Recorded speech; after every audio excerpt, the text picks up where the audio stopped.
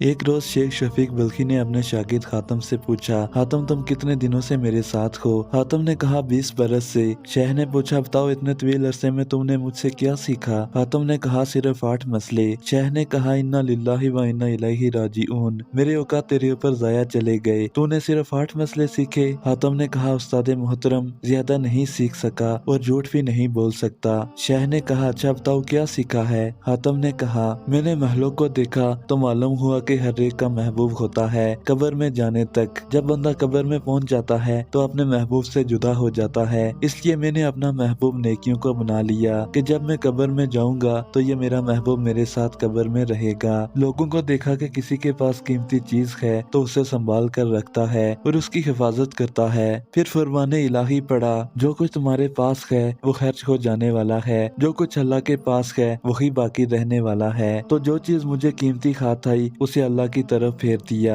ताकि उसके पास महफूज हो जाए, जो कभी जाया ना हो। मैंने खुदा के फरमान पर गौर किया और जिसने अपने रब के सामने खड़े होने का खौफ किया और नफ्स को बुरी ख्वाहिशात से बाज रखा, जन्नत उसका ठिकाना होगा। तो अपने नफ्स को बुराइयों से अलगाम दी, ख्वाहिशात नफसानी से बचने की मेहनत की, यहाँ तक कि मेरा नफ्स इताअत इलाही पर जम गया। लोगों को देखा कि हर एक का रुझान दुनियावी माल, हस्ब और नस्ब, दुनियावी जाओ मनसब में पाया। इन उम्र पर गौर करने से ये चीजें हैच दिखाई दी। उधर फरमाने इलाही देखा, दर हकीकत अल्लाह के नजदीक तुम में से ज्यादा इज्जत वाला वो है जो तुम्हारे अंदर सबसे ज्यादा परहेजगार है। तो मैंने तकवा इख्तियार किया ताकि अल्लाह के यहाँ इज्जत पाऊं। लोगों में ये भी देखा कि आपस में गुमाने बद रखते हैं, एक दूसरे को बुरा कहते हैं। दूसरी तरफ अल्लाह का फरमान देखा, दुनिया की जिंदगी में उनके बसर औकात के जराए तो हमने उनके दरमियान तकसीम किए हैं, इसलिए मैंने हसद को छोड़कर हल्क से किनारा कर लिया और यकीन हुआ कि किस्मत सिर्फ अल्लाह के हाथ में है। हल्क की अदावत से बाज आ गया। लोगों को देखा कि एक दूसरे से सरकशी और कश्त खौफ करते हैं। अल्लाह की तरफ रुजू किया तो फरमाया,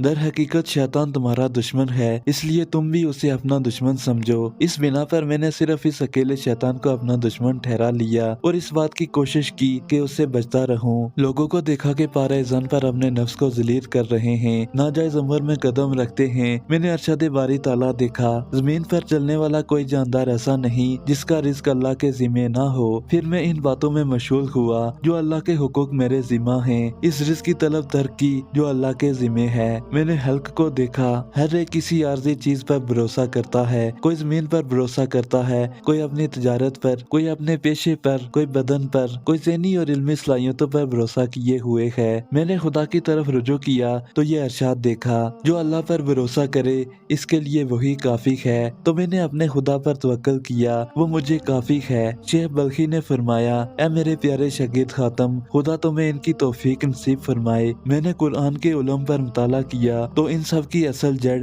इन्हीं 8 मसाइल को पाया। इन पर अमल करने वाला गोया चारों आसमानी किताबों का आमिल हुआ।